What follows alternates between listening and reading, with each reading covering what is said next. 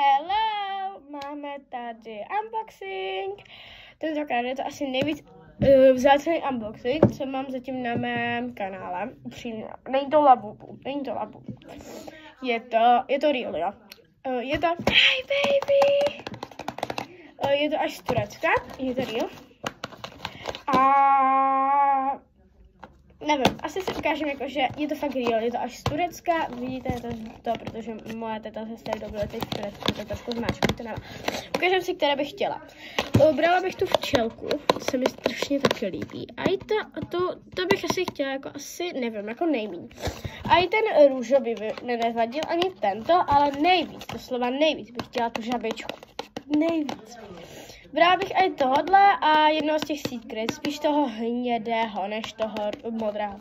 Jdem asi na to, asi to tady někde, počkejte, to je strašně takový tvrdý, jako tady toto. Počkejte, asi toto jenom trošku. Zagaduju se to. Jsem úplně nadšená.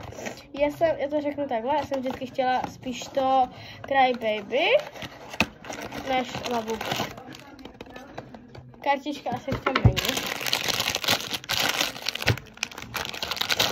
Oh my god. Jo, a chtěla bych klidně i tohodle, je mi to jedno, ale moc nechci jakože toho kachnu nebo co to je, ale ani mi to nevadilo. Já chci víc kachnu, mě to nevá. Až takhle se to otevírá. Uvidíte to jak obvykle první věc. 3, 2, 1.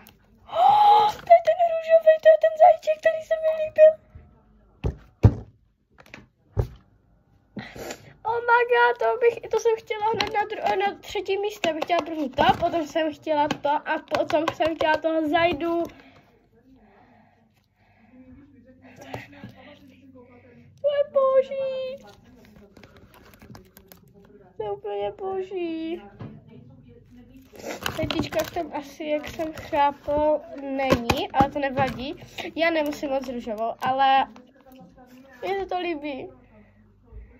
Úplně jak to má ty ušička a ten materiál. To je ASMR. Je to cute. Takže máme teda tohodle. Ono u nás v Česku to nejde nikde sehnat. Jakože docela mě mrzí, že nemám žádného z hnědých, ale to vůbec nevadí. Zajdu jsem chtěla jako třetí místo, takže je to jeden z těch, co jsem chtěla nejvíc. Chtěla jsem docela i tohodle, ale to zase moc ne. První jsem chtěla tohle, nebo jsem na druhé chtěla tu včelku a na třetí jsem chtěla toho zajíčka, teda, a já mám toho zajdu. Ale je to fakt nádherné, je to dost velké, jakože. A to bude vše, tak bye!